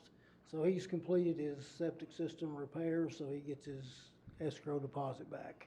Okay, then on 57, under the legal fees, Eckberg and Lammers, one's $48, the second one's $2,288. What is that? The $48 one is a charge for Prairie Hill subdivision, so that comes out of an escrow fund. Okay, and then the 2,288. That was the normal general legal matters for the past month. So phone calls, emails and stuff like that? Phone calls, emails, discussions on projects, questions relating to a lot of these topics that we discussed that we refer to the city attorney for his opinion. Okay. Then on page 58, Ellers, there's 2 of them, one for $1,950 and the other one for $210. Professional fees, TIF 1, 2, TIF 1, 3, what's that about? The TIF 1-2 is for the qualifications for TIF assistance. It's part of the requirements we have to have, that they evaluate that to see if the person receiving it qualifies for all that, and that's the East Bethel Village Apartments. It's part of the project cost. That's paid for. We get 10% of the TIF monies to cover our administrative cost. So then we'll get some back on that as well? We get paid, we get 10%, so that's where Oh, that's okay. paid from. Okay. That's good. I'm good. Anybody else who got A? Anybody else got A? I do, but that covered everything I was gonna ask. Oh, did it? Okay. me too. I'll make a motion to approve item A. Second. Motion made and seconded, all those in favor? Aye. Aye. Opposed? Abstain. And 1 abstained. Brian Mundell abstained. Okay, E. I got item E. I'm thinking since we tabled the ordinance change that affected this position, I believe, that we should table this as well. Because why would we approve it if we're not, doing the ordinance change, in my opinion. So I think we should table it as well. The hiring part of it. So are you moving that? I'll make a motion to table item E. Do we have a second? Second. All those in favor? Aye. Aye. Opposed? A little late. Okay, and item F. Item F, Jack, I'm not familiar with the grant thing. So how does that work now? I understand that we're approved, right? Is that from the state of Minnesota for like 7,000, something like that? That's correct. That would be the grant amount, and the city would have to pay a matching amount of $2,400. Okay, yeah. So then, now how do we proceed with that? Is there an estimate on the whole cost to do this? Right Rod, now or no? Rod can give us a little bit more Oh, detailed okay. answer on that. Mr. Council Member, as I stated in my email to you, Yeah, our cost will be $2,000 at the max. 2,000? 2,400, whatever, Oh, okay. at the max, that'll be our cost. This is a piece of equipment that is used to wash structural turnout gear, I understand. and the state of Minnesota and the state fire marshal is pushing this forward very fast because cancer kills firefighters. And by getting all the gears washed as soon as possible. As for the piece of equipment that was ordered, it's a standard plumbing with a standard plug-in. Okay, So it'll go in, most likely it'll fit in where we have our wash machine at Station 2 right now. oh, I didn't know you have one of them right now. We have a regular wash machine, Okay, not a turnout gear machine. okay. So So- now in Station 1, you do have this equipment? Station 1, we do have one. It's capable of washing one set of gear at a time. Okay. When we have all our firefighters that go into fires, need to wash all the gear, Right. we So have now- a backlog. Okay, so now is this one for one machine also, or is it? This is for one machine. Okay. So then Each you'll- machine, the cost of the machine is roughly $6,100. And that. And then we'll have installation on top of that. All we have to do is match what we spend on the machine. The total cost, we have to match 25% of it. Okay, so as That's- long as we match that, then we get the grant. Yes. Okay. And the grant cannot exceed $7,000. Oh, okay, all right, What the state is putting in. okay. All right, thank you for that. Yep. Thanks for the clarification. I'll make a motion to approve item F. Second. Motion made, seconded. All those in favor? Aye. Opposed, none heard.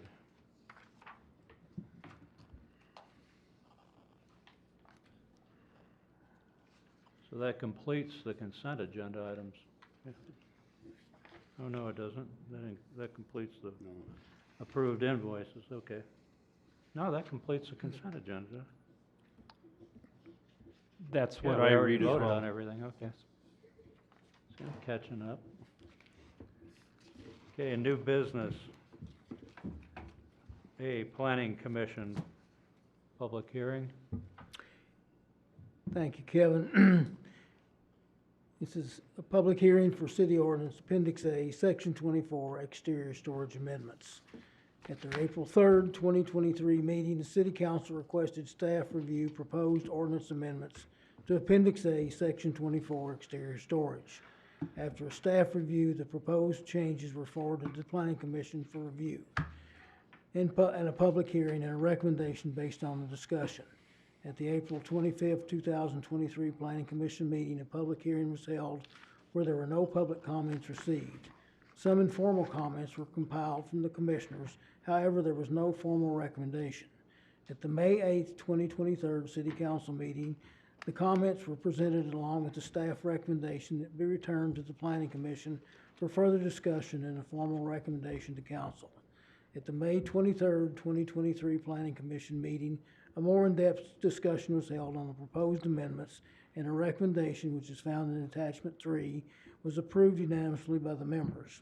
Staff is requesting City Council hold a public hearing and consider approving the Planning Commission's formal recommendations to amend Appendix A, Section 24, exterior storage.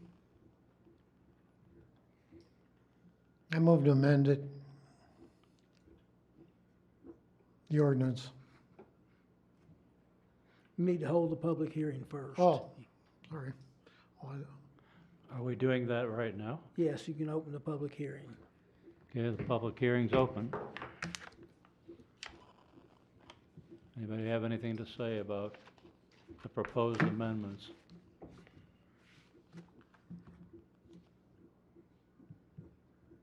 Oh, you gotta close it. I know, I'm just looking at you. Okay, public hearing's closed. Now, what you got up your sleeve? I move to approve the ordinance change. I thought you were gonna amend it, that's what I thought. Well, you that's We need a the way it motion was first. amended. Oh, okay. You want the number of it?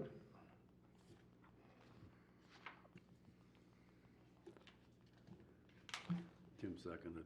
Jack, do you have the number of that ordinance? Yes, it's Appendix A, Section 24, exterior storage. That. That. I I want see. to second that. Okay, the motion's been made and seconded. Any discussion? Hearing none. Those in favor, say aye. Aye. Opposed? None heard.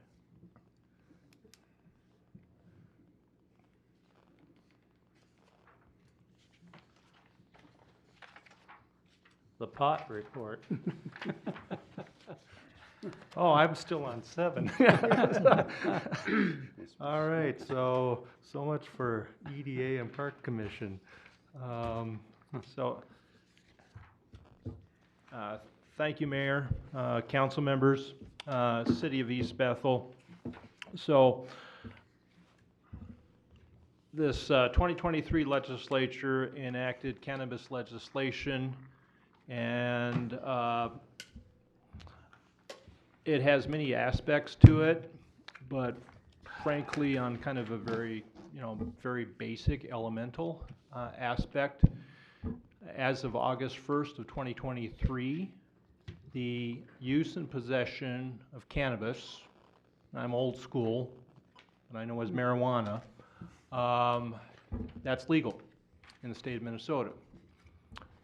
It is still an unlawful substance federally, but the state of Minnesota has followed like 20 plus other states in the United States that has legalized now the use and possession of cannabis. As you've heard from our law enforcement lieutenant and so forth on the criminal prosecution side and public safety side, they're still learning and navigating how best to essentially address the fact that cannabis will be legally possessed and legally used, and with some restrictions, actually legally can be homegrown as well. I'm not going to speak to that. What I'm speaking to is the civil side, and most specifically, what does that mean for the city of East Bethel with respect to regulation and oversight? Because you heard from the representative that cannabis will also be something that can be lawfully sold at various retail outlets. That being the case, that is not something that will occur on August 1st of 2023. Now, what you're hearing from me is I assume you can all read my report, so I'm not going to read through it. I'm just going to give you essentially a summary. But before I give you that summary, I'm going to let you know where I want you to end up, at least considering an emotion that I would ask you to entertain. If not here today, at least maybe in one of your subsequent council meetings. And that is that I'm asking that you pass a motion authorizing staff to begin the process of implementing an interim ordinance which would act as a moratorium, including noticing and scheduling a public hearing in order to consider the adoption of an interim ordinance to be heard in August or soon as practical thereafter. So why do I want this, or why am I recommending an interim ordinance that would act as a moratorium to be heard in August? Well, here's why. And now I'm getting back to the summary of my report. So not only are we dealing with the cannabis use and possession, but we're also dealing with the fact that cannabis products and so forth can be sold retailly, but they have to have a license. Licensing of the retail sale of lawful cannabis and so forth happens and can only happen from the state. But since we do not have any office within the state at this point that oversees it, part of the legislation was the creation of the Office of Cannabis Management, which I will refer to as OCM from here on. And eventually we're going to be fairly, facile with it and very good with these acronyms. OCM, Office of Cannabis Management. Office of Cannabis Management will be put into existence in July. And one of their mandates legislatively is to put forth the application and licensing procedures and applications and so forth, which is predicted to occur in the latter part of 2024 and may not actually be issuing the licensing until 2025.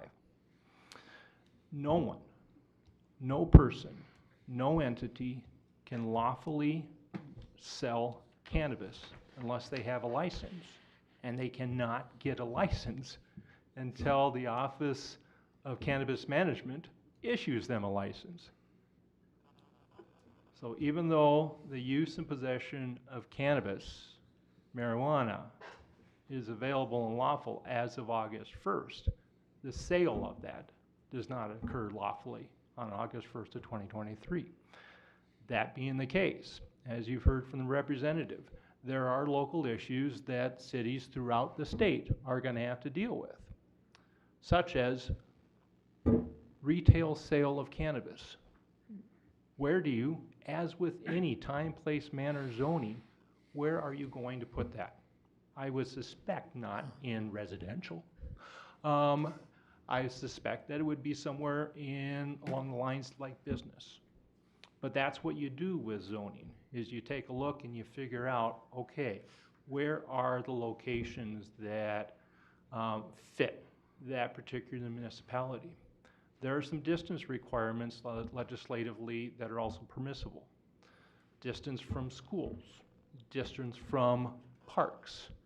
Well, in order to identify what that means as far as locations within a particular city, you need to take a look at, obviously, the location of your parks and schools, take that distance separation, and look at what that means as far as available areas within your city. Very typical, land use zoning type of matters. So what do? And what do cities do whenever they're dealing with this type of zoning regulations that they're looking at? But also wanting to make sure and let businesses or persons that are looking to sell retail that you're not ready, well, you issue a moratorium. And you say the moratorium's in place. Now, moratorium law within the state of Minnesota is generally a moratorium can last for no longer than 1 year.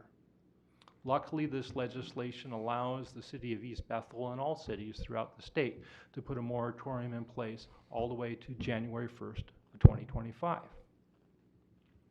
But under this legislation, in order to put forward a moratorium, you first have to, unlike many moratoriums that deal with zoning, here on this legislation, you have to hold a public hearing, which we've seen a lot of experience today about public hearings.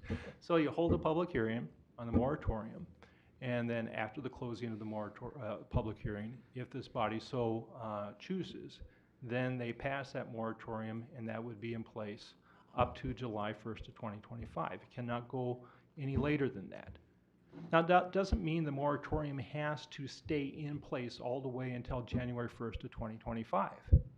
If at any point the city is ready to oversee the licensing process, you can always lift the moratorium before then. So what do I mean by ready? Well, obviously, ready would be that you have looked at your zoning code, you've looked at various locations that in the judgment of the city and this deciding body may be appropriate for such businesses, and you pass that. And I want to make this clear. The state law makes it clear that cities cannot prohibit. Licensing comes from the state, but the Office of Cannabis Management, OCM, before they issue a license, has to, once they get the applicant, they go to the city. Is this particular business located in a place that can actually retail sell cannabis? If they get the answer no, well, that's going to be a basis for essentially declining that application. And that's one reason why you want to designate where it would be appropriate or not. There's also limitations as far as there is limitations with respect to the number of licenses that the city can have, as far as more of a kind of a floor. If the city says, you know what, we do not need to have, I should say not a floor, but a ceiling. We don't need to have a ceiling. We can have, you know, more than that. You can do that. But again, that's part of the zoning studies. Look at essentially what is that parameter as far as the number of licenses that might be appropriate. Basically what this means is it's going to be some work for your city planner or community development director. But what's on the good side is frankly, this is work that all cities throughout the state is going through, so there's going to be essentially a statewide effort to really engage in looking at the zoning. And frankly, it's going to take probably a good 12 months for that to occur. As a result, that is my summary of my 2-page report. I will tell you that I suspect that about every month I will be providing verbally and or in writing a supplement as we get to learn more and more about the cannabis statute, as well as what the OCM is doing, as well as better understanding of what impacts will occur. But I do ask that this body consider, if not today, within the near future, that it passes the motion that I have recommended at the very end of my report, and it's in the last paragraph of recommendation. With that, I open up to any questions that you may have. I will tell you that it's 155 pages of legislation. I have not read every word, but I have studied the legislation, so hopefully I'd be able to answer at least in part any question you have. If I can't, I will certainly get back to you. What would be the final date for adoption of this to have it effective, Eric? So this is authorizing staff to essentially move forward to hold the public hearing in August, at which point a public hearing will be heard. I would suspect the first council date in August, and hopefully then, at least would be my recommendation, that then that interim ordinance, which would act as a moratorium, would take effect immediately. For sake of discussion, I'll make a motion authorizing staff to begin the process of implementing an interim moratorium ordinance, including noticing and scheduling a public hearing in order to consider the adoption of an interim moratorium ordinance to be heard in August. Second. Motion made and seconded, and all those in favor say aye. Discussion. Excuse me. I thought you already discussed. It was Eric. By the way, good summary, Eric. Thank you. So, is there discussion? I have a question. Okay, the way I see it, the state almost jumped into this with no regulations on anything. And now, when I listen to what you say, what happens, like if you start putting stuff together for our city, and the state comes out finally with rules saying you can't do that, so then we got to change everything again. You know what I mean? So like if we're starting to get ready for something that we don't even know what's going to happen with it, how does that benefit us? Actually, it's just the opposite, Mayor, Councilmember Smith. That's the whole purpose of this moratorium is nobody can expect from basically August all the way to January 1st of 2025 that there will be any lawful retail sales of cannabis in the city of East Bethel. The moratorium is there for the very reasons, and you've hit the nail on the head. Need to find out, one, what is the Office of Cannabis Management going to do?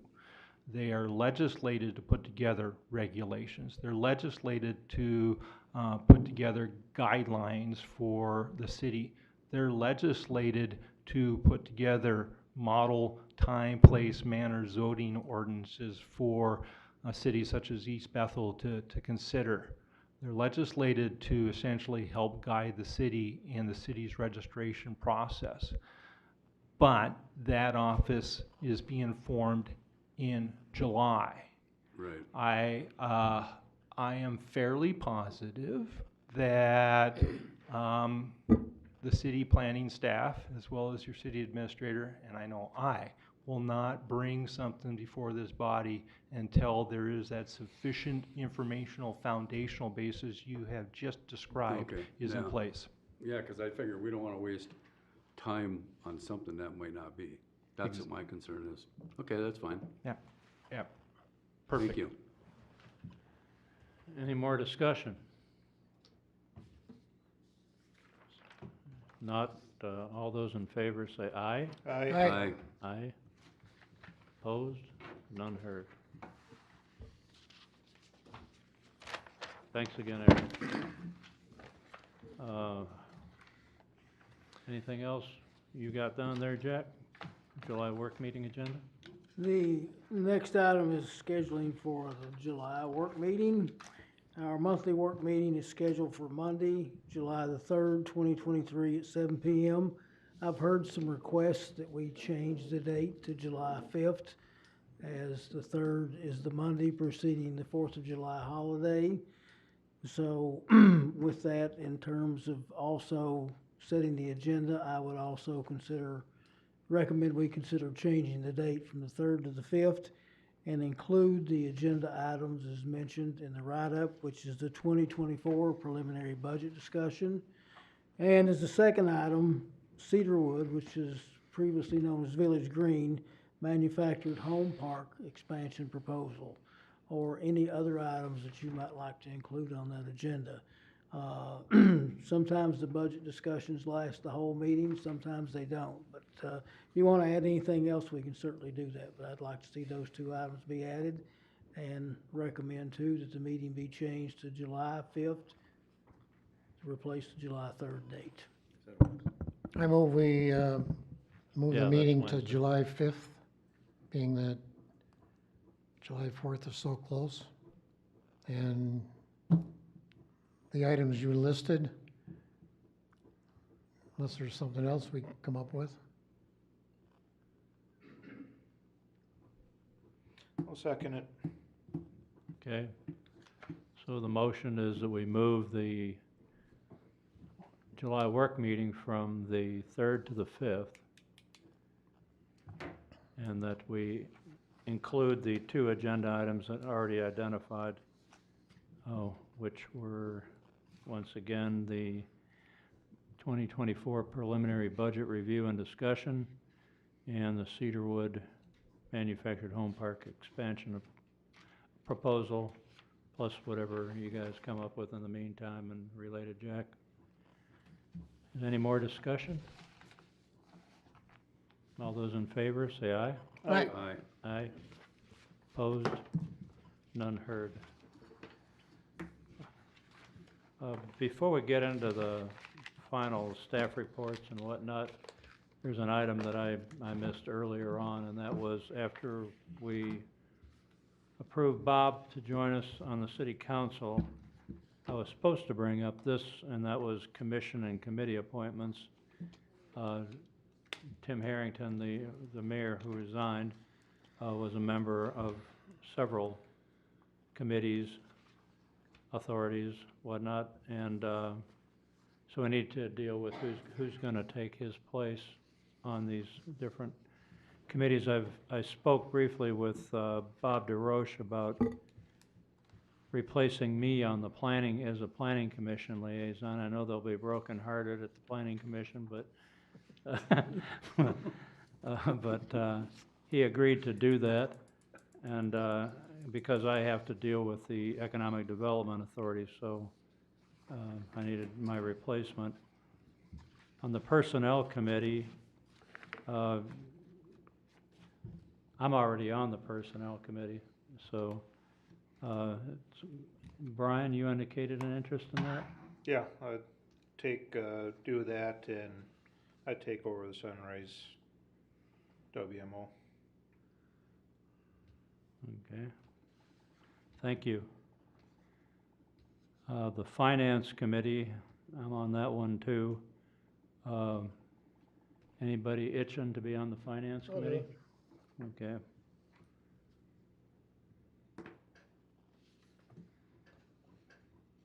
Sand Hill Crane Committee. How often does that meet? Quarterly? The last meeting we had was 7 years ago. 7 years.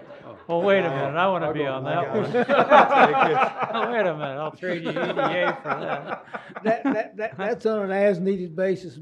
Bob, Wasn't that the area that they were gonna clear cut? Yeah, sure was. And you and I did all those meetings? Yeah, that's it. And there'll probably be no meetings unless there's something that comes up again with the DNR on their proposal to clear cut that area.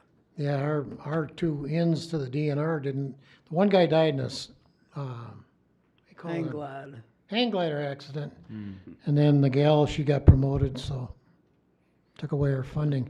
We actually came up with some pretty good funding for that. Okay, so the Sand Hill Crane Committee, who's, I'll take it. oh, yeah. Don't work too No. hard. No. All right. Mr. Smith will take the Sand Hill Crane Committee. Well, if you're taking that, then you gotta take another one too. I'm just gonna fly with that one. The Booster Day Committee, Tim was very involved in, as far as I know he still is. Who would like, I think Brian and we talked about it briefly, but I didn't know what your interest was, given your. I would offer it up to anybody else that hasn't been on it, since I have been on it. Anybody like to be on the Booster Day Committee?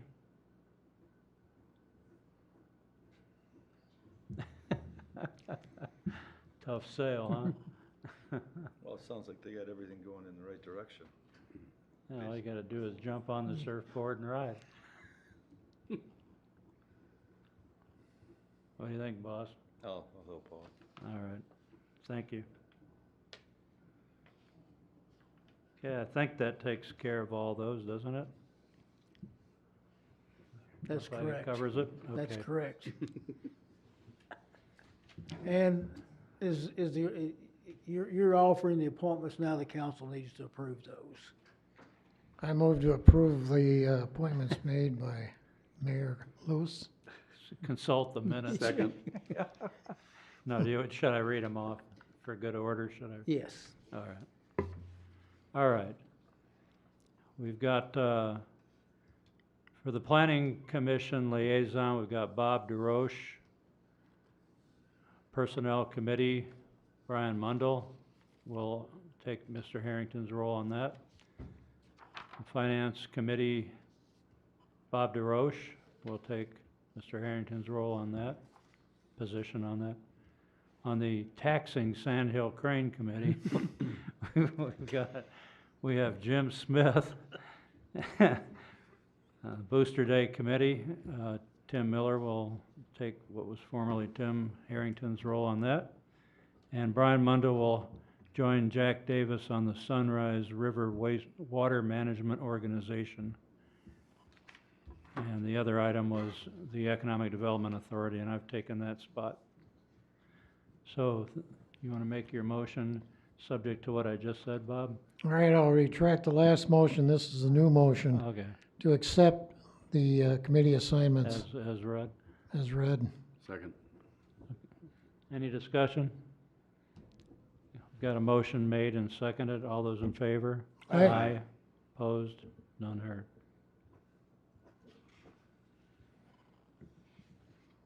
Just want to mention one thing for those who are aware of the dedication at the Maynard Peterson Field. Brian, I was thinking of you earlier, because Brian's niece plays softball in this league. Oh, she does that fast pitch, huh?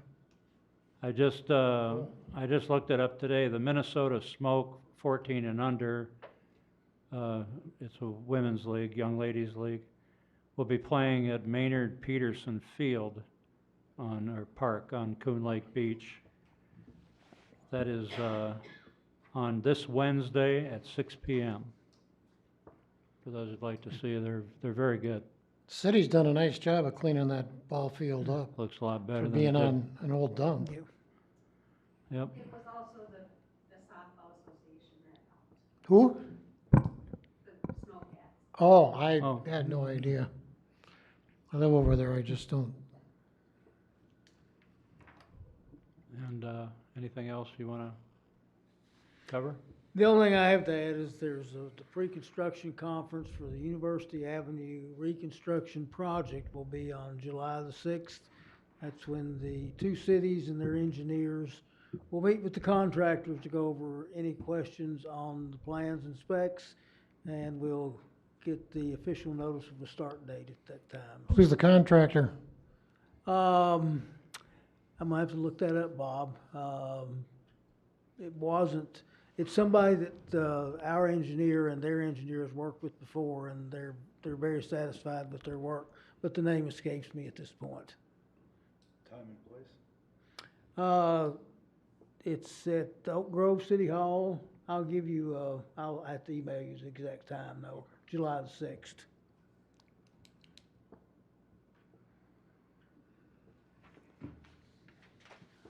With that, I'll entertain a motion to Council adjourn. reports. Oh, I thought we already covered them. I thought I already opened it up. All right, thank you, Bob. 9B, council reports. I have nothing. You don't have a sandhill crane update Nope. yet? No. No, I will in 7 years. In 7 years. Okay.